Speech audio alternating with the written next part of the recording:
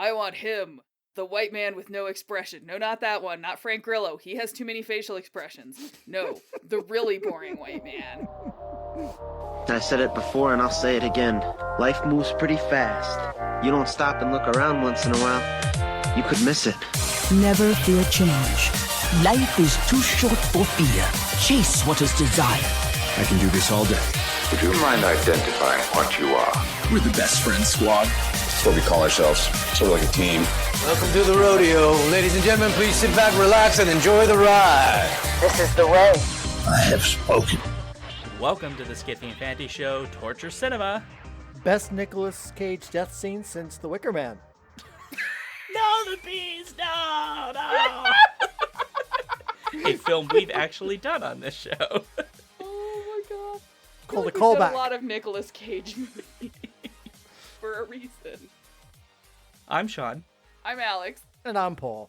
And this is a totally unexpected Torture Cinema that we were doing because Alex saw the trailer for this film and went, oh my gosh, we have to do Jitsu 2020, technically semi-starring Nicolas Cage. And so He's in the movie for like 10 minutes. I am sure he was paid the most money out of anyone on that cast. Oh, 100%. He still has to pay down that tombstone he just randomly bought when he was in San Francisco. That's a story I heard about Nicolas Cage, is like he was just wandering like San Francisco or something and saw a tombstone that he wanted. And so he paid a lot of money for just this giant tombstone. Doesn't even have his name on it. It's just that's just what he wanted. The heart wants what the heart wants. Yeah. When you have a tombstone and it speaks to you, what can you do? You just got to give in. You gotta get it. Yep. So this will be what I'm going to call the early present to all of our listeners, because this was not voted on by anybody in particular. Normally, Torture Cinema is voted on by our Patreon supporters at patreon.com/SkiffyandFanty, but this one is not, because we're ridiculous beings, and Alex really wanted us to watch this, and I thought we'd have fun this way. So, I mean, let's be more honest. I found it and I went, oh my fucking god, I have to watch this movie. And everyone else was like, oh my god, this looks awesome. And then we all watched it and had varying reactions that you will soon find out what they are. But we came to the conclusion that we could not do this as a serious podcast because this movie is incapable of being addressed as a serious piece of cinema. That's not what it is. So it's torture cinema. yeah, shockingly, it can't be seen as serious despite having the likes of Tony Jaa, Nicolas Cage, Frank Grillo, some of the, I would argue, finest actors in the history of acting.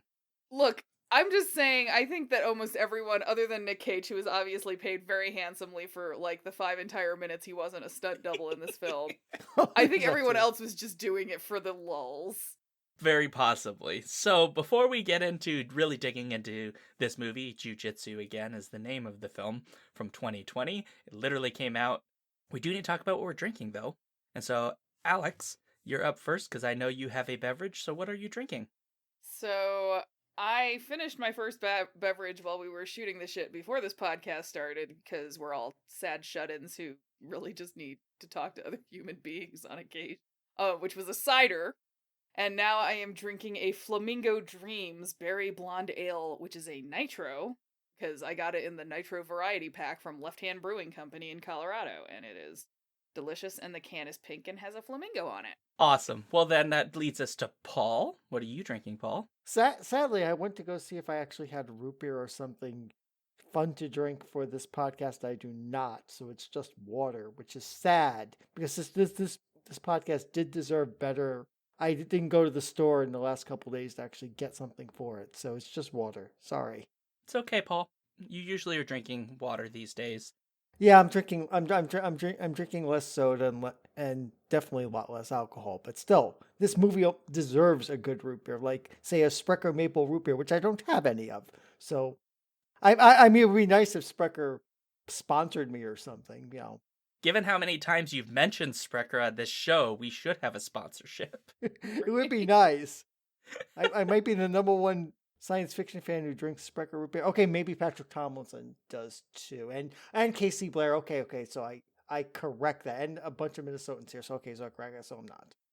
Look, all I will say before I get to what I'm drinking is that if somebody works for or knows someone who works for Sprecher and Sprecher is interested in sponsoring this show, we are, in fact, quite cheap and would be willing to accept half payment in root beer. That'll go to me. Most of it will go to Paul, but you know. But on the subject of imbibing, I have a legitimate drink with me today. Not a concoction? Not a concoction. This I did not decide to mix with anything. I am drinking a Cockmern's Fine Ruby Port, and it is quite fine. And I will probably be in a bit of suffering in a little bit because it is port, which means it does have a bit of a kick. So, Well, then we better get to this. all right. Well, now we got to get to actually telling you about this film, because if you have seen the trailer for Jiu-Jitsu, and if you've not, you should stop this right now and go watch the trailer because you need to see the trailer. But if you have seen the trailer, I think it gives you a pretty decent idea of what this movie is about. And so that leads us to the person who is going to tell us what this is, and that is going to be Alex, because Alex wanted us to watch this so badly. So Alex, tell us about this truly fine Oscar-worthy film that we've watched. I mean, it really is exactly what the trailer indicates, other than the trailer would have you think that Nicolas Cage is in a lot more of the movie than he actually is, sadly. And I will also let you know that when you watch this movie, if you are uncertain what the plot is, don't worry. The main character has amnesia, specifically so all of the other characters can explain the plot to him in the most confusing and stupid way possible for most of the movie, which he doesn't seem to comprehend, so then they explain it again. So but basically what we get is there is a comet that comes by Earth once every 6 years for reasons, and the comet is actually being ridden by this alien named Brax, who is definitely not a stuntman in a foam suit. Wait, it's not being ridden by him. The comet opens a portal to another galaxy where Brax comes from. Just want to make that clear for our listeners. I missed that probably because I was drinking at the time, because that is the kind of movie it is. Also, it doesn't really matter. And so every 6 years, Brax steps out of this portal, which for reasons is in the wall of a temple in Burma. And then he just basically runs through Burma and just murders all of the humans because that's what Brax does. And they've come to this arrangement where there is a 9-person fighting tournament team that will take on Brax, and if they can beat Brax, he'll go away and not destroy the world. And if they can't beat Brax, then he will just fucking murder everyone because he's an asshole from outer space. And so at the beginning of this movie, Brax has come back. It's, the team is trying to fight him, and you find out via flashback and explanation to Jake, the boring white main character who is Wonder Bread personified, that when all 9 of the people were there to be we'll fight you, Brax was like, I want him, the white man with no expression. No, not that one, not Frank Grillo. He has too many facial expressions. No, the really boring white man. And then Jake shit his pants and ran away, and that's what kicked off the movie. And then there's some shit with the American military, but it's really just there to make the runtime longer, and it's completely unnecessary, and you don't have to care. Except it does give us my favorite character from the whole movie. Okay, that's fair. Tex. Tex is the best. Save it for the likes. Then they eventually are okay, now we will fight Brax, and there's some fight scenes, and then they eventually kill Brax, spoiler, by, they're oh, if we wound him, because of course Brax is I want to fight everybody one-on-one because I enjoy fighting, but if it looks like I might win, or if it looks like I might be losing slightly, then I will use the powers of my foam alien suit to be super fast or turn invisible or shoot shuriken at people or whatever, because he is a worse loser than Donald Trump. And what our team of super geniuses figures out is if you wound him, he heals, but not instantly. So then they cut him, and then they stuff 2 grenades into his chest and throw him back into the portal, and he explodes in a CGI shower of pixels. That's basically the end of the movie. Yeah, that basically covers it. I mean, I honestly, the time I spent explaining that plot is actually more time than the plot deserves, because it's plot, you can't see it, but I'm making the little scare quotes. It is only plot in the loosest sense of plot existing, as in they're well, we have to have a reason to have Tony Jaa have a bunch of fight scenes, so okay, there's an alien, cool, moving on. Yeah. This is very clearly, it is a film that's really about martial arts and stunt work more than any other consideration. which is evident by the fact that apparently they decided not to give the main character much in the way of any kind of dialogue whatsoever. Because I think he says precisely 13 words. I think one of the words is cake, because he repeats yellow cake, not realizing that apparently he was just hungry at that moment in the movie. And he says some other words. I think he grunts a few times. And he does a lot of very like vacant staring, like a dog that has heard a high pitched noise. Yeah, this is why I was very confused throughout the movie. He's supposed to have amnesia, not basically no cognitive function whatsoever, right? Because that's not how amnesia works. Amnesia means you just don't remember things, but your brain doesn't stop working. Look, what they don't tell us is that when Brax threw him over that cliff, he removed his brain. So it's just like a brain. He did bash his head pretty good against that underwater rock. Sure, but then like you gotta maybe play up the fact that he is actually concussed. Like there's no awareness in the film that he has in fact bashed his head, right? Like he sits with these army people for all this time and they don't even mention there's a wound, right? Like they seem actually quite oblivious to the fact that he might have a concussion, even though what we see. Look, the super amazing fisherman's wife like sewed that up. It's fine. That's she was right. the best character in the entire. She's got interesting skill set. I kept thinking this is a role playing game scenario, and she may not have the powers, but she has like healing and shotgun proficiency. Yeah, she was the one who was like, I don't need any spell slots, just give me all of the abilities. And then someone is like, but I need somebody to be able to ride a horse backwards over a tank, and she's like, I got you covered. Yeah. Like just the most random shit. It's so bizarre. There's just a lot of decisions made in this where you just think that they really did not care that much about what the story was. They just wanted to get to the next sequence, which reminded me a lot of when David and I talked about Police Story, because that's kind of how Police Story feels, where like all the story bits that are between the big stunt sequences are really just there just to give us a break from the actual sequences where he's doing fight stuff. And that's a lot of this feels like that, except at least in Police Story, Jackie Chan utters lines, whereas in this, other people seem to ask the main character questions, and he doesn't answer any question. He just stares at them. He just stares at them. In abject. I mean, I would say, because I listened to you guys talking about Police Story, I would say the biggest difference between Police Story and this film, other than, of course, like, we could drill down into the martial arts and the wire work and all that, is just the fact that Police Story is on some level attempting to actually be a good movie that has a plot to hold together all of the martial arts scene, and this movie does not care. It is not trying on any level to be a good movie, and that is why, in a weird way, it is not superior to Police Story on like a fighting level, because Jackie Chan is like, as much as I love everyone who is in this film, Jackie Chan is a superior martial artist exponentially to any 100%. Yeah. But in a way, this movie is actually kind of better in the sense that it's just like, no, I'm not even pretending. I don't care. The plot doesn't matter. Have another fight scene. As opposed to Police Story is like, well, there's a reason. It's just a bad reason. The movie I was thinking of as I was watching this is The Man with the Iron Fists. Yes! Oh my god! With swapping out Russell Crowe from Nicolas Cage, although with less runtime, but the same sort of like, I'm just here for a paycheck sort of feel with everything else going around him. Oh my god, I mean, you have to understand, when I went and saw The Man with the Iron Fist, we did not know what kind of movie it was going to be, and I actually went and saw it with my kung fu school. Oh no!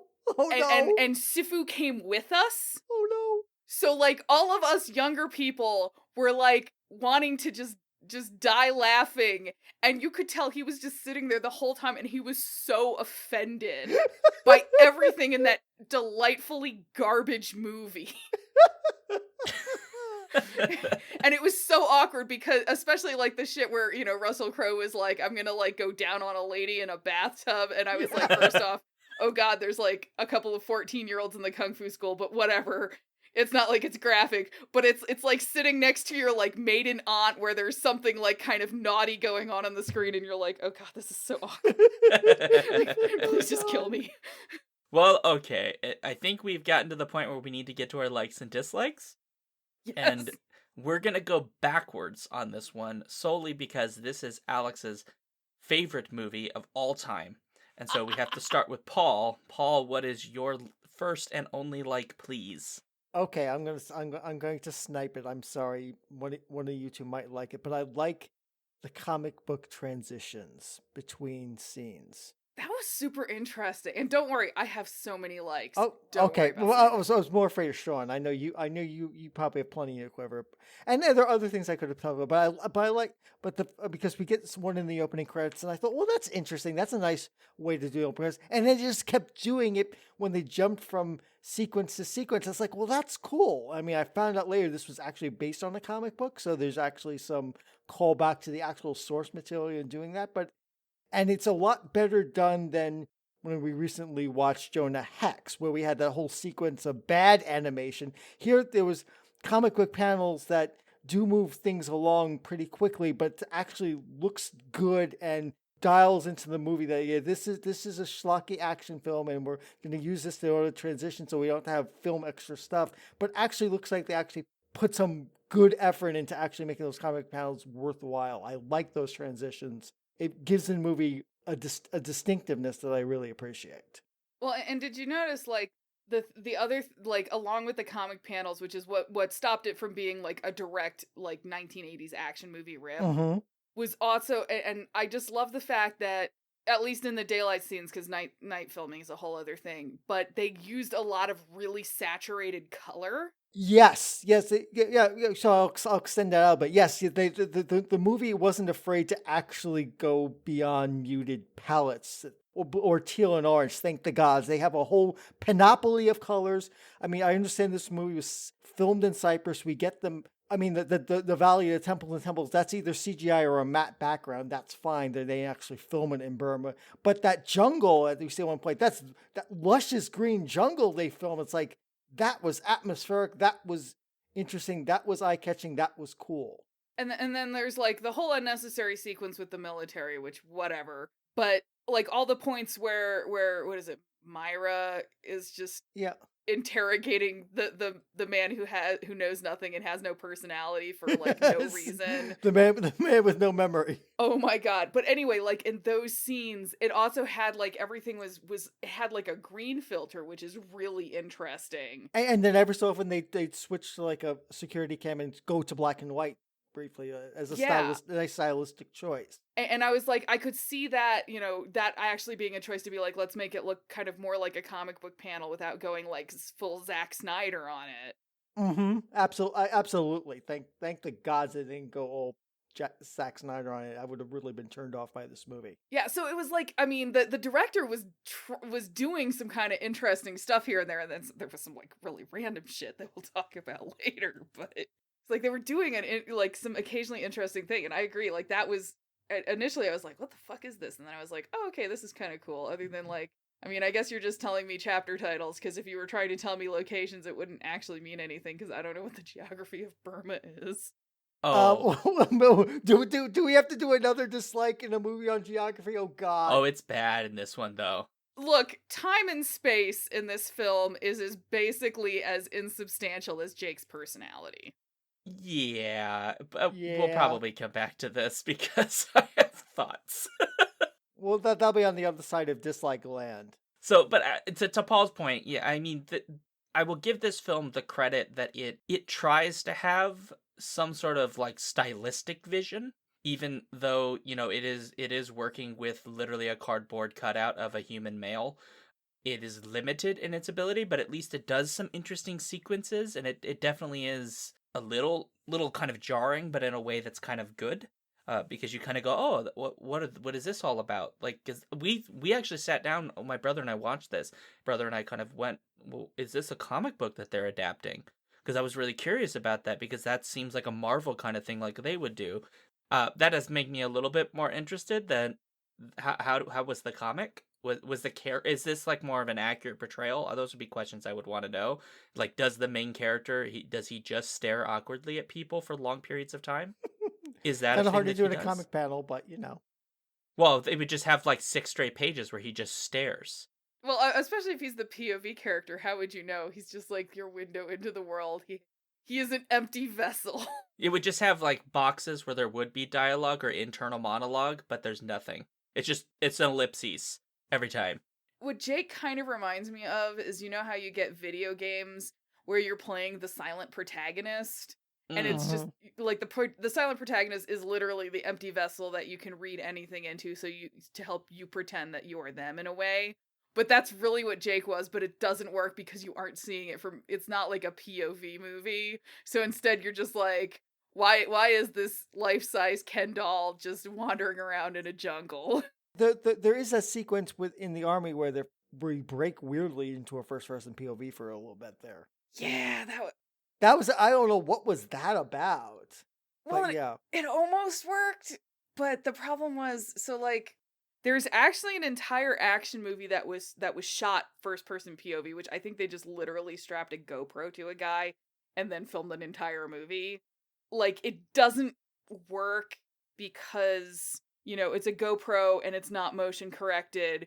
So it really is just like absolutely motion sickness nauseating. Whereas like, say, oh boy, if you're the person actually undergoing action and running around, your brain actually smooths out most of the stuff, and you just, you know, maybe if they'd been more sophisticated and done motion smoothing, it would have worked. But anyway, like, for the very start of that first person POV shot, I was actually like into it because I was like, oh my god, we're having like a Doom moment, you know? yeah. But the problem was, if they had stuck with it for like that entire time, I would have been like, okay, cool. But instead, there's like 2 occasions in that fucking like shot where Alan Moosey like puts the camera down and then like does a thing and then like comes and picks the camera back Yeah, up. that's right. And I was just like, what strange. are you doing? And Yeah. listeners should know that Doom was the first movie that Sean dragged me onto this podcast for before I became a full-time member. So that was a nice callback. I have like so much fondness for that movie. Like, I don't. It was an interesting experience, obviously, since I stuck around. Okay, well, I think we have to move over to me talking about my like. oh yes, sorry. Because otherwise we'll keep going. So, if I had to say that there's one thing that I like about this movie, a film called Jitsu, which features very little actual jujitsu, Yeah. it is that at least one of the characters actually engages in the martial art of jujitsu because he is an actual jujitsu practitioner. That is really hard to say fast. Jujitsu practitioner. Try to say that 5 times fast. This is Regan Machado, who plays Franz or so. I don't know. No, he plays Victor. Excuse me. He plays Victor. And he is related by marriage to the Gracie family, who are mostly known for Brazilian Jiu-Jitsu, and Hoist Gracie known for MMA. And a number of Gracies actually did MMA, helped sort of popularize it. He actually exhibits the skill of jiu-jitsu. He does a number of jiu-jitsu moves, takedowns, arm bars, a number of other things that people probably are familiar with in watching MMA. And it was really nice to see because, for the most part, this film does not show jiu-jitsu almost at all for most of it. And this was a moment where finally jiu-jitsu got to shine, and then we moved on. So I was excited for about 13 seconds. Yeah, the whole idea of the alien taught them jujitsu, but it doesn't seem to be jujitsu in the martial arts sense. It seems to be magical martial arts. I felt it was very unclear, where it implied both that he taught them jujitsu and also that there is a person called the jujitsu, which I was very confused by. So I kept thinking of the role-playing game Exalted, and I kept thinking, because at one point the army people say, who are the Jedi Knights? I'm thinking, they're not Jedi Knights. They're a sworn kinship of Dragon Bloods who are taking on a fae from the wild and just getting mixed up with these stupid local soldiers who don't matter anything. But it's really the fight between these Dragon Bloods with martial arts versus this fae from outside of reality, which is the plot of the movie. I kept, as the end, like I said before, I kept trying to turn this into a role-playing game. I mean, I feel like that's not inappropriate, so... That's all I got. Honestly, there's very little I enjoyed about this film. I'm so sorry. I guess the only other one would be the thing that maybe, Alex, you're going to bring up right now, so I will turn it over to you in the hopes that it is, and if not, I'll bring it up at the end. I was going to say, the thing that I'm going to say is not what you're expecting, because y'all need to understand that I enjoyed this movie deeply, like, in the base of my heart. In a non-ironic way, and that's cool. I mean, it was even, like, in a slightly ironic, because the part of me that enjoyed this movie is the same part of me that enjoyed watching The Giant Claw and Attack of the Killer Shrews. It's not a good movie. And that's fine, because it's not trying to be a good movie, and I treasure the fact that it is just being gleefully bad. And so, like, I'm just gonna shout out, like, my actual, one of my favorite parts of the movie that wasn't martial arts, because if I just got into the martial arts, which I think we should talk about a little bit, because, you know, it was very competently shot, which is not necessarily something you can say about a lot of action movies these days, which we can Fair. get into later. But, like, honestly, or my favorite scene in the entire movie, which I think will fully describe to you the level that I enjoyed it on, is after Nicolas Cage dies, and Jake is, like, trying desperately to have an emotion of some kind. Oh god. And then I think it's Juju Chan, but I don't remember, who tells him, "Oh yeah, the Nick Cage character was your dad." God. Yeah, Wait, this is your like? Wait. That's my like, because it was so funny. I was just like, oh my god, did they do, like, a search to find the two white men in the world who looked the least alike, so then they could be like, you're related? I look like them more than each other do. Yeah! It was just... And of course, you know, Alan Moosey doing his best to emote is just kind of, like, staring straight ahead, maybe wrinkles his brow slightly. It's great. And then it goes into a flashback of a man with long hair who looks nothing like Nicolas Cage, teaching a boy that looks nothing like Alan Moosey how to fight. And I was just like, this is the movie that I signed up to watch. This is amazing. Okay, so I'm gonna break your brain a little bit. Oh no. no. Nick Cage was not the original person for this role.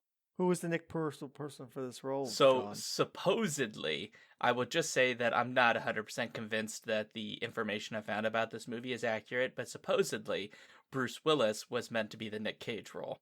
Well, I'm sorry, Bruce Willis also looks pretty much nothing like Alan Moosey, and definitely doesn't look anything like the long-haired guy in the flashback, so... I mean, honestly, I'm glad that if Bruce Willis, who's gone and done some crap, but, like, not at this level, like, I feel like he has too much self-respect, which Nicolas Cage doesn't, bless him, but, like, this fucking movie, this Wile, who is, you know, obviously named after Wile E. Coyote, and may or may not be insane, depending on who you ask, and is just basically there to say shit that doesn't make any fucking sense, and then to, like, die horribly while Jake looks vaguely concerned about things. This was the role that Nicolas Cage was born to play. Well, you're not He just wrong. brought the energy to. You're not wrong. So Nick Cage has always wanted to do a martial arts movie, and I guess apparently has never done one, despite doing basically every other kind of movie that you could do all in the same year. He wanted to do this because he's a Bruce Lee fan, and he has actually trained a bit in Wing Chun, Karate, Jeet Kune Do, and Jiu-Jitsu. I think the Jiu-Jitsu mostly might have been done for this film, but even though his character doesn't do any Jiu-Jitsu, so I don't know why they bothered. Yeah, I mean, his character just has, like, a katana and wears a red headband, and then most of it is a stunt Well, double. he gets the red headband later, when he goes full hippie. And it's fucking great. He's got his, like, Cheech and Chong thing going on, and I fucking love it. Absolutely love it. When he wears the little paper hat, oh my god. I was just Yeah, like, yes, yeah, this yeah. is why Nick Cage is in this movie. And I've got time. This is one of those things where it's just, like, Nick Cage was so excited to be in this. Like, a bunch of stunt guys who know martial arts. Like, literally one of the guys, the I don't know what his character's name, but the guy with the metal staff. He actually trained Chadwick Boseman for Black Panther. He was his martial arts advisor, trainer for that. So, like, a lot of the people in this are just, like, martial arts ninjas. And so, like, I bet you what they went to Nick Cage and were like, a bunch of us, like, guys who know martial arts are doing, like, a martial arts movie. And Nick Cage went, I don't even care what the plot is. I just want to be in it. And best choice he's made, because he is, in fact, one of the best things in this movie. He's absolutely delightful. And you just kind of want him to do more bananas roles like this. Yes, absolutely. I mean, it is like a travesty that he is only in, like, 7 minutes of the film, half of which he's actually a stunt double. But I mean, when he's in there, he is fucking in there. And just like I said, the Wiley was your father, and I'm just like, oh, it's the greatest dad reveal since Empire Strikes Back. It so is. amazing. So are you prepared for a bunch of other Nick Cage facts? Always. Okay, so this is currently the lowest rated Nicolas Cage movie. Wait a minute. Color Out of Space got rated higher than this one? Apparently. This is also not the first time that Nicolas Cage has had a fight with a, shall we say, controversial figure involving a sword. Nick Cage has obviously fought an alien with a sword in this film, which we just mentioned. Nick Cage also fought the devil in Season of the Witch with a sword. Yes. And also That's fought right. Osama bin Laden in Army of One, apparently also with a sword. Nobody has seen that movie, it's fine. The point is that Nick Cage literally can kill anything with a sword. Except aliens from other dimensions through a portal. Well, he didn't have a sword then. That's the Yeah, he point. did. Every film No, when no. he's died, he's never had a sword. No, he had a sword though. He had a sword. What movie He is just this? got his ass kicked by Brax. This movie. Yeah. No, yeah. What?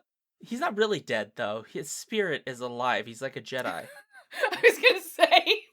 Jedi Knights You don't are remember gone. the scene at the end? You do not stay after the credits? He comes back as a Force ghost. This is in the Star Wars Expanded Universe. I did fast forward through the credits, wondering if there was going to be a credit cookie because this kind of movie would have a trashy credit cookie. Sadly, there's none. Well, your version must be wrong. Where did you watch it, Paul? Amazon Prime. Oh, that was your problem. Oh. You should have bought it from Voodoo. Oh my god, I'm just Dumb. imagining Nicolas Cage as a Force ghost. I love I it. would love Nick Cage in a Star Wars movie. I mean, Nick Cage would love Nick Cage to be a Force ghost. It would be so up his alley. Oh my god. It would be a lot of fun. So there you go. That's all I got. I mean, I could give you 1,000 other Nick Cage facts, but I feel like those are the ones that matter most to this. And so, like, in all seriousness, other than, for real, I do love the dad reveal. I will also just say that, I mean, this movie existed to string together the martial arts sequences. And for something that was basically done with, you know, where you could tell they didn't want to do wire work, they didn't want to do a lot of really flashy kind of like, you know, more theatrical stuff. The action is very competently shot. I could actually tell what was happening through all of it, which is a nice change. Yes. Yeah. Like, I will point out that for all that this movie, despite the fact that it has a much bigger budget than I expected it to, because it looks like it was, you know, basically shot for like 2 wooden nickels and a cup of coffee. I mean, you know, we're talking about like long action cuts. It actually treats its action better than most of the Marvel movies. And for God's sake, like the Bourne Identity, where you're like, I don't know, is that somebody's like butt cheek that I just saw flash by the camera? Because it's like, you know, steady cam all over the place. The second Bourne movie annoyed the crap out of me. Oh for my a god, while. it was so bad. Or even like, I mean, like, you know, for example, like Captain America the Winter Soldier, like the fight choreography in that movie is fucking amazing. The way they cut it is an insult to the fight choreography. Yeah, I will agree with you. So like this movie, you know, the fact that despite the fact that it is to all accounts a delightfully terrible movie, treats its action with so much more respect because that's the reason everyone is there. Yep, the movie is there to serve the action sequences. The action sequences are not there to serve the plot because the plot is, Plot schmott. Who needs a plot? Whatever.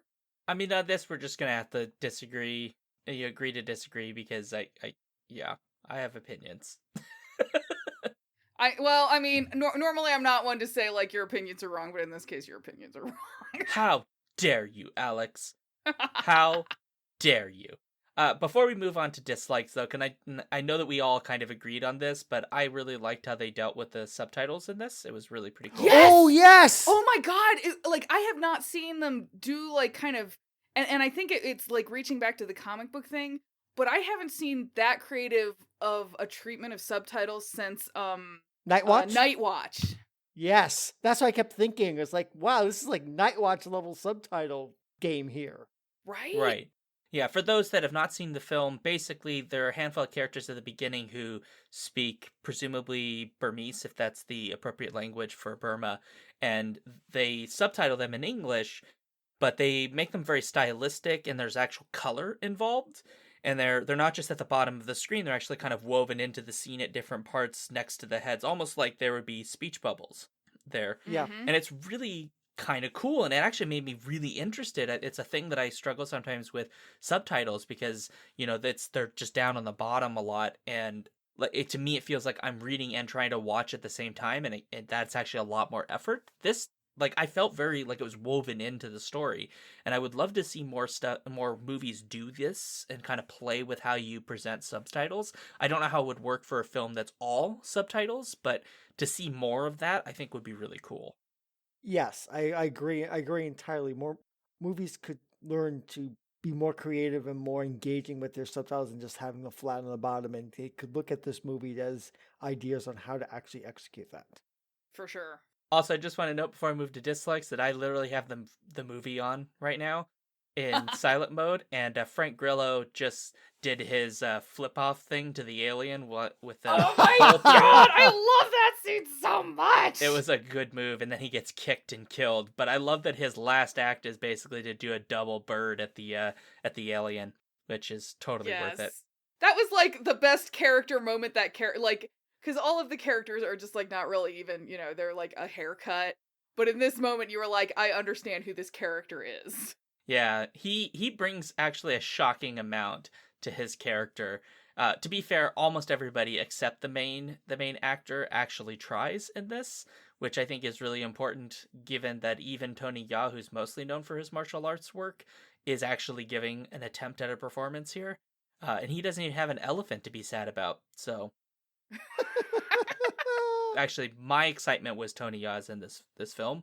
Not Nick Cage is great. I think he's just delightful. But I actually was just waiting for Tony Jaa to break someone's forehead with his knee. That was what I was hoping for. No. I mean, the one thing he did fucking do, the alien had that spear, and he fucking came down and he snapped it in half with his shin, and I was just like, oh. Yeah, because Tony Jaa's shins actually have the same density and strength of the space shuttle. Yeah, they're made out of ceramic. All right. We got to move on to dislikes because we've all given our likes, and now Paul, it comes to you. What is your one and only dislike, sir? Okay, my one and only dislike is we've mentioned it before, but I'll go here again. The utterly uselessness of the whole U.S. military being in Burma subplot that goes nowhere, does nothing, just adds runtime to the movie and allows us to have an escape sequence and see some soldiers slaughtered and introduce us to Tex, who provides the grenades to help blow up the alien at the end. I mean, we have Captain Sand, who appears to know about the aliens somehow. And Question mark? Yeah. Question mark? It wasn't clear, because he said he was doing it for 20 some odd years. It's okay, so he's been around for that. And then there's the badass, underutilized U.S. intelligence officer, Lieutenant Myra, who disappears from the movie. I think she dies, doesn't she? I didn't know if she actually died. I thought she got murdered. I thought she just ran at one point, and she runs completely out of the movie. I didn't think she actually got killed. I'm going to be honest, I've got it on right now, and I've definitely passed the point at which she's left, and I don't recall seeing how she disappeared from the film. I think she just disappeared in in a comic panel. We just see her run, and that's the end. She runs out of this movie entirely, and until that point, she proved to be an effective and engaging intelligence officer who actually has combat skills. She's got a suite of all-around good character. There I go with role-playing again. And only interesting, Tex is funny, but the only interesting character, the whole U.S. military sense, and they throw her out of the movie. It's I was expecting her to come back at any point. Okay, she's coming back? She's coming back? No, you wasted her. Honestly, I super agree with you, Paul. And the whole thing was just, why is this plot I feel like the lady who played Myra, Marie Avgeropoulos, I really spent the whole time feeling like she thought she was just in a different movie than everyone else. Where it was a serious spy thriller about yes, she does feel like she's in a weapons different and movie. a loose nuke or something, and she was trying to be very serious about it, and then just, you know, they throw her in with this crew of like chuckle fucks. Like, I mean, like, I love that if you go through like you know, other than Captain Sand, which is, why would you name this poor man Captain Sand? Oh no. Like, two of the main other army people that are kind of like in Myra's orbit, where you're not even sure, like, is Myra in charge? Is she not in charge? It depends on the scene. We're not sure. It doesn't really matter. But like, for example, the blonde guy with the haircut, who that is his only personality trait, is Private Tommy, and the name of the actor is Tommy. Like, that is the level we're on. I kept thinking of him as Guile. Oh my god. Right? Although not as effective, obviously. So yeah, I was just mystified. Like, and the problem is that was my main object. Like, you actually did kind of steal like my major dislike. Sorry. So I'm gonna have to come up with something, because I was just like, I was promised a bullshit martial arts movie. Why am I spending 15 minutes with this lady yelling at the world's dumbest man about plutonium? Yeah, it's like I couldn't even figure out what that was supposed to be. Is plutonium being smuggled into Burma? Is there like a plutonium deposit? Because she talks about, oh, the Chinese aren't stupid to do this. It's like, what the heck are you on? What is this subplot? Is Geiger counters involved? It's like, what? Yeah, like, the plutonium is actually the alien, apparently, which, like, Jake sort of vaguely talks about, and then all the soldiers get murdered by Brax. Okay.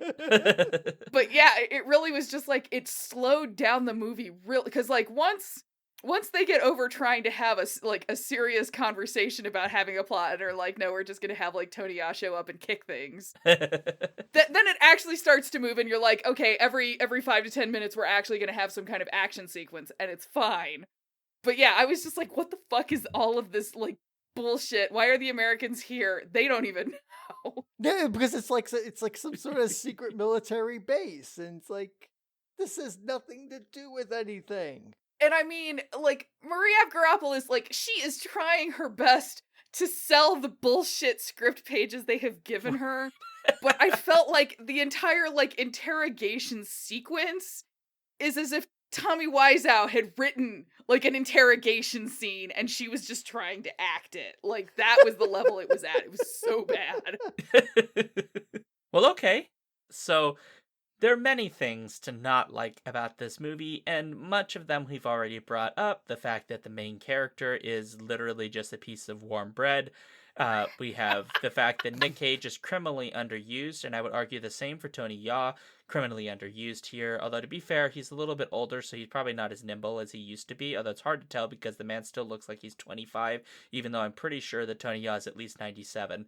But I will just say this, a thing that annoyed the shit out of me with regards to this movie was that there is an iguana in this movie. You may recall the iguana scene. This was... I don't, actually. Was I drinking? Okay. No, I do remember there was a lizard. So there was a I didn't know lizard. was It is exactly an iguana. an It is a very large iguana. There's a brief moment as they're entering one of the caverns, and there is an iguana there. And this film, I think, in general, has a very hard understanding of what Burma is as a place.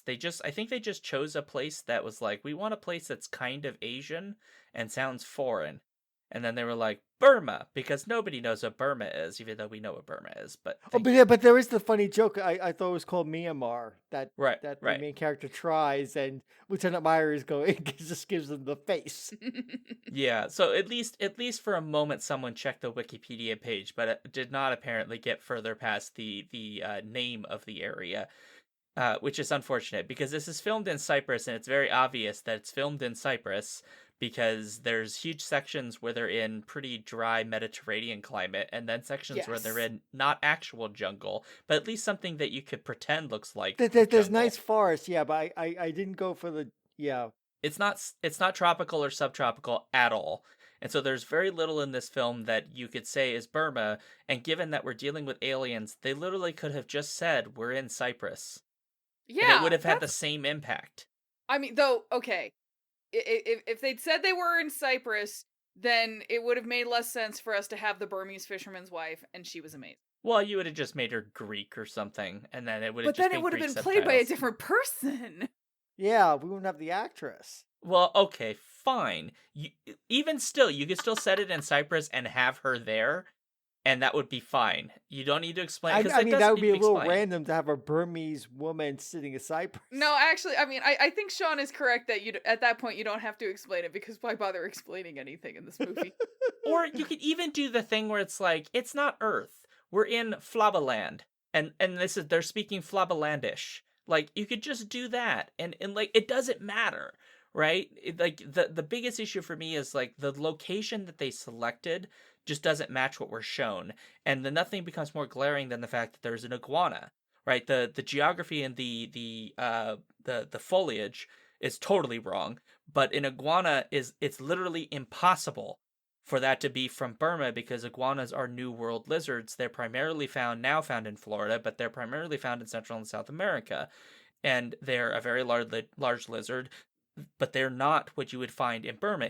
So why do they bring it? Why do they bring an iguana to Cyprus? Well, presumably iguanas are in the pet trade, and so they probably contacted some local who had an iguana and just stuck it in the scene, which I understand. But then you just have to say, like, we're in fake Brazil. Like, just do that. It would even make sense if they set this in Brazil, because at least you could say Brazilian Jiu-Jitsu. But Jiu-Jitsu is not from Burma. And then they could be like, oh, the alien is coming out of the portal in some, like, ancient ruins or whatever. Right, and then they do the, like, oh, it's the Mayans or some shit. I don't know Yeah. if the Mayans were in Brazil, Yeah, but mine whatever. 2012. The Incan. It's the Incans. No, are the here. Inca were in Peru. Okay, I don't know where things were. Well, geography, schmeography. Well, no, Yeah, this is back the to- thing, is I would have looked this up before I officially set this in stone. Right now I'm spitballing, not knowing information, but this is not the like, we're storyboarding this now, let's make the movie. Like, I would check this on Wikipedia at the very least. But anyway, so the point is, like, for me, it became, I was kind of okay with the forest scenes. I was like, it's really not tropical, but I can pretend. It kind of looks dense, and it kind of looks vaguely sort of kind of tropical. Like, there's clearly humidity here. I could let it go. It has nice saturation colors. It has saturation colors. But the second they put an iguana in, I went, no. 100% you could have found someone with a lizard that was appropriate for this particular region of the world, given where you were filming this. And really, this is easy to know because monitors are one of the other large lizard species that are regularly traded in the reptile trading industry, which Europe has a pretty extensive industry for. And so getting any monitor lizard would have been appropriate. Any monitor. It didn't even need to necessarily be like a Bengali monitor, which would be appropriate for Burma. No, it could just any monitor. Black-throated, water monitor, Nile monitor. Like, you could have done that one, but nowhere near Burma. But at least then it would have been, it's the right kind of lizard. But iguana is so wrong. There's no reason to think that an iguana of that size is living on its own in Burma so that the characters can walk by it. So that's how I knew it was an actor iguana. Did the iguana get SAG scale? I hope. Well, they don't get a SAG, they get a RAG. Reptile Actors Guild. Oh. Yeah, so that's how that's what the reptiles. I thought you knew this, Don't- Paul, honestly. I'm not as well knowledge about lizards as you are. I did not know iguanas were only a New World species. I have learned a new fact today. Thank you. Yeah, I mean, you will find pockets of them in other parts of the world where they've been introduced. Yeah, but that's like the Burmese pythons in Florida. I mean, that's just a case of invasive species. But yeah, just know, like, iguanas they're not from Burma. Sorry, it's wrong. So I know that I was supposed to be thinking of a dislike. Yeah, we tried to give you all much time. But I for it, too. couldn't think other than the one with the bill. Okay, you know what? I'll just do like the easy, fast one that we've already all been bagging on anyway. I really dislike the boring white guy chosen one character. That's a legitimate dislike. Go. I for mean, it. like, especially, the fact that you have a 9-person team of extremely competent martial artists in Burma, and apparently Brax wants to fight this one white guy who is not Frank Grillo, because Frank Grillo has too much of a personality. And I mean, like, I'm not saying the guy who plays Jake is bad, but he is no Tony Ya. Like, how is it that he's the fucking chosen one? and not Tony Ya, other than like, we are going like full classic 1980s where you have an extremely competent cast of non-white martial artists, and then the one guy who did like boxing for 2 years, and he's like somehow the main character because of course the fucking white guy is. And ironically that you say that, he has been reprising or I don't know if reprising is the right word, but he's been taking the role that Jean-Claude Van Damme took in Kickboxer. He's now been fulfilling that role in the new Kickboxer movies. So right, because I mean, well, how is one to have a martial arts movie without a uncharismatic white man in the lead? I don't know. that's so bizarre. Bloodsport, Kumite. I remember all those 80s movies. I've seen many, many martial arts movies, and I just want to say that the elephant in some of Tony Ya's films has better acting chops than the Alain Masi who is in this film. Oh goodness, yes. It's glaring. Yeah, he's so bad, and I mean, I'm kind of wondering, like, again, haven't read the comic book, don't care, not the point. But, like, you almost do wonder if, like, they decided, other than we'll give him amnesia so everyone can explain the plot to him, they also just did that so he never actually had to be able to respond to anything in an emotive way, because he doesn't the entire time. He literally at one point has a gun, by the way, that the fellow who's in this, oh god, what is his name? Rick Yoon, who plays Captain Sand. Rick Yoon also was a villain in a Bond movie, by the way, in case you did not know. And I believe Die Another Day is the one that he's in. But anyway, like, there's a moment when Rick Yoon's character, Captain Sand, literally puts a gun to Musi's face, and he wakes up to this gun barrel in his face, and his facial expression does not significantly change. And I don't know about you, but usually if I've had a gun put in my face, I can at least pretend to be scared. Apparently he can't do that. He doesn't have that expression is not capable on his face. And it's not like he's being defiant. He's not like he's Frank Grillo, like flipping the double bird before as he looks death in the eye. He's just like, there's just like nothing there. Like if you put your ear up to his ear, you will hear the ocean. Right, yeah, he's basically, it's a conch shell on top of a flesh body. Yeah. It's just sad. And I guess in that way, it is following the great tradition of many 1980s action movies. I also do want to mention, by the way, since you brought up Rick Yoon, he has one of the most amazingly terrible lines in the movie, and yet he manages to deliver it with a completely straight face, where he's pointing the gun at Jake and says, "I have a license to kill you." Yes. And it's magic. You could just see him thinking the whole time, well, I'm getting a paycheck. Yes. It beats bagging groceries at ShopRite. Mm-hmm. This is what I don't get is like, at least if you're gonna do the thing where it's like we're gonna have white people and everything, at least you do like, let's put interesting white people in. But it's like, even when we do this, like we're putting in the not interesting white people. Yeah, well, I mean, my God, just let's take a moment to feel for Juju Chan, who is trying so desperately to have any kind of chemistry with this man. Yes, and it just does not work. I felt so bad for her. It's like, don't you realize she has feelings for you too, and you can't even emote enough to react? Yeah. Oh God, it was so bizarre. So bad. It was so bad. And some of this is like, maybe it's his acting, but some of it's also like they literally don't give him anything to say. There's whole sequences in this when he just stares at people and never says anything. To be fair, we haven't seen the script. Maybe he's got a lot to say and he just didn't learn his pages. He forgot it. He forgot to say it. They're like, fine, we'll just shoot around it. We just need to get to the action scene. It's fine. The alternative explanation is they did shoot. In fact, this film, the amount of film we saw was shot in 1 week, but the other 5 weeks where they gave him dialogue and then they basically cut it all out on the editing room. Which is entirely possible. I don't know, given I've never seen Musi's other films. I don't know, but it is really hard to see Frank Grillo alongside Musi and not notice the glaring difference in their degree of caucasity, because Frank Grillo 100% like emotes very effectively, right? He has a character. Oh yeah. And this guy doesn't.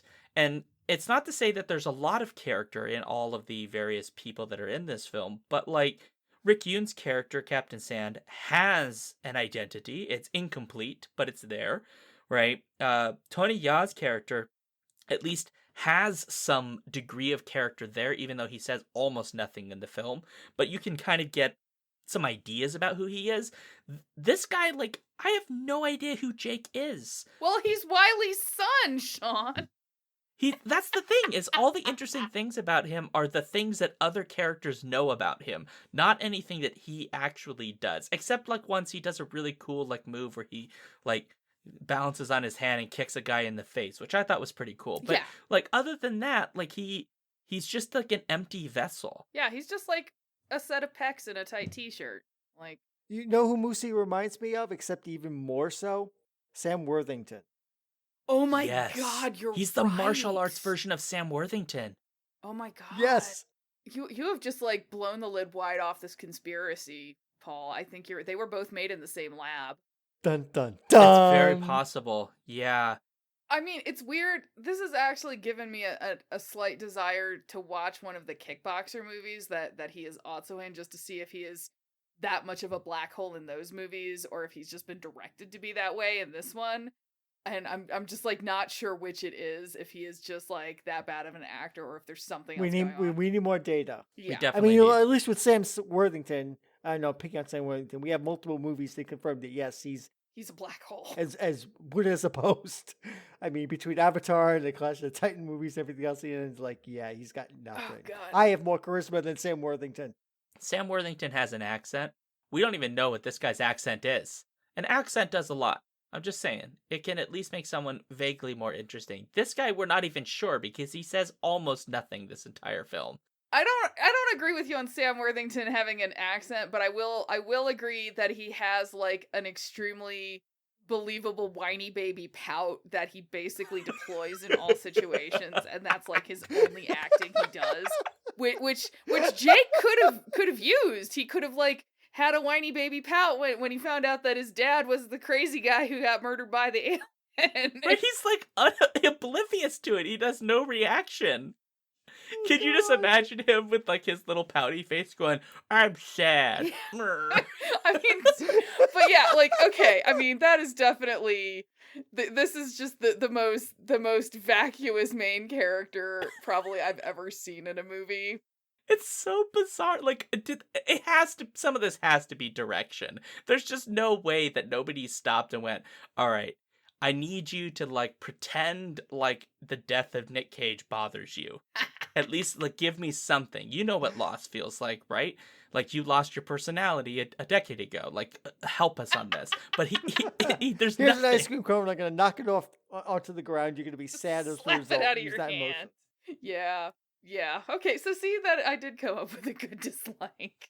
See? I mean, to be fair, it was low-hanging fruit because it's hard to watch this film and think anything else. It's true. I mean, you know, like I said, maybe we're like, you know, the inexplicable white guy who is not as good as the characters around him, and that's how we're kind of like paying homage to the 80s. But even then, when it was like Jean-Claude Van Damme or Steven Seagal or Chuck Norris or any of them, none of them are good actors, but they act like themselves and they do have a personality, even if that personality is asshole. Yes, indeed. So, all right, we got a final thought and grade this thing, yeah? Yeah. Yes. Paul, what is your final thought and your grade? I'm going to wind up sitting between you and Alex as far as this movie goes. There's parts of it I really enjoyed. I mean, the action sequences are on a clothesline of a non-plot, but I enjoyed most of the action sequences, and Nicolas Cage chews the movie, and the actors are there, including boring white guy, to fight, and that was entertaining. I mean, I watched this movie just before this podcast, and I was entertained, and even though lots of things annoy me about the movie, especially the poor Lieutenant Myra and the whole military thing, like, what the hell was that? And of course, the geography, which we didn't even get to, but listeners, if you want to hear Alex and I go off on geography in the movie, you can listen to the Jonah Hex podcast. This is not by far not the worst torture cinema movie I've ever seen. And I could put this on in the background in the next 48 hours because now I rented it, and that would be okay. And that's not what a lot of torture cinema movies allow me to do. So I'm going to be awfully generous to this movie, Maybe it's the spirit of Christmas. I don't know. I'm going to give this movie a C minus. Jesus Christ, Paul. Maybe I'm being soft today. That's right. You're soft. You're soft, Paul. I rejected a bunch of claims today, so this is me balancing out the universe. I was a dick to customers, so I'm being nice to the movie. Ah, okay. Well, perfect. All right, so C minus for you. Well, as for me, final thoughts. Look, I will admit that watching this with my brother, we did scream with laughter at various points because this film is pretty ridiculous. And I will agree with Alex that this film is not trying to really be serious, and so it's kind of unfair to treat it the same way we would a lot of torture cinema films we've watched, which were trying to make serious cinema and just flopped horribly, like, Clash of the Titans, which was legitimately trying to make a remake of Clash of the Titans and then got Sam Worthington, and so the vanilla was overwhelming and we all died while watching it. But this film is, I think it's silly and it's ridiculous and it sort of owns it. I mean, the very fact that the most comedic character is Tex, who basically mistranslates like everything he hears in totally absurd ways, just kind of gives you the idea of how silly this film is. And so for that reason, I can't go and give it an F- because I didn't think it was very good. I would give it a D+, because I think if you're watching this film knowing what you're walking into, you're probably going to enjoy yourself because it's utterly ridiculous. And Nick Cage is, I don't know if I would say it'd be worth to watch this film for Nick Cage, but it wouldn't be a bad reason. For all 7 minutes. But anyway, so those are my thoughts. So then that gets to Alex, who is probably giving it an A+ because Alex thinks it's the greatest film on earth. I am not going to give it an A+. I'm just going to say this movie is exactly what it promised to be.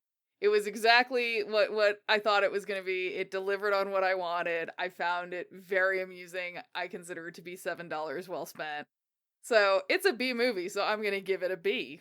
Okay, so that averages out to exactly to a C. Sounds good. All right, so you have listened to this horrible adventure. If you've not watched it, go watch it. It's on Amazon Prime, Vudu, YouTube, and probably some other places. But now that we've come to the close, Paul, where can folks find you? Folks can find me all over the internet. I have a website, www.princejustinwithav.com. I have a Patreon, patreon.com/princejustin. I am a regular on the Skiffy and Fanty podcast. I am a regular on the SSF audio podcast. My book reviews show up on Skiffy and Fanty. They show up on Nerds of a Feather. I write stuff for Tor.com. And I'm on Twitter as Prince Justin with a V. And I also have an Instagram, which is Prince Justin with a V. I don't use my Tumblr anymore, so that doesn't count. But yeah, you can throw a rock on the internet, probably either hit something I've commented on, a blog post of mine, a picture I've shared, or something else. So yeah, I'm not that hard to find. It's missing me, that's the trick.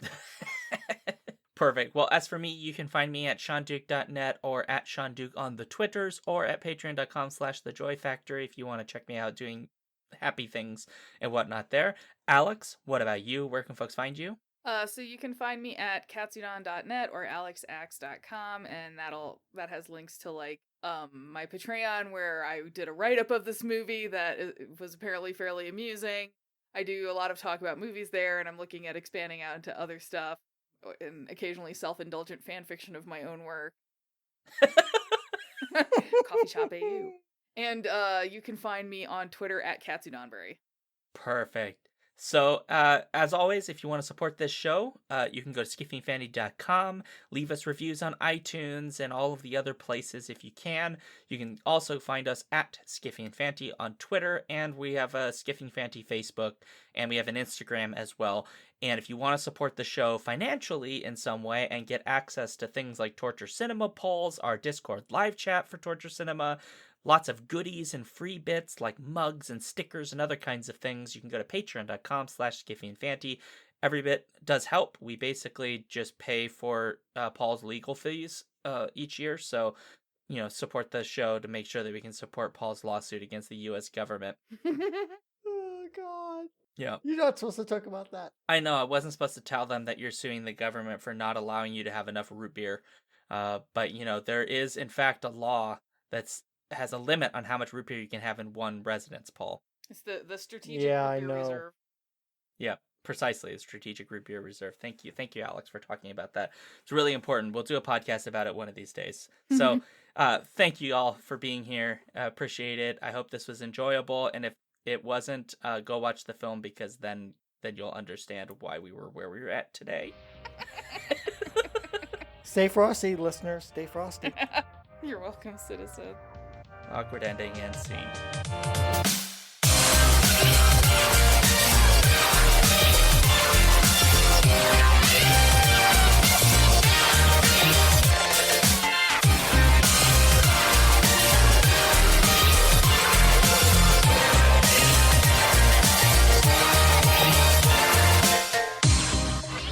If you would like to support this podcast, you can do so at patreon.com/SkiffyandFanty. You can also find us on our website, skiffyandfanty.com, and on Twitter at skiffyandfanty. If you'd like to send us an email, you can do so at skiffyandfanty@gmail.com. The music for this episode comes from Sphere by Creo. You can find out more about their music at freemusicarchive.org.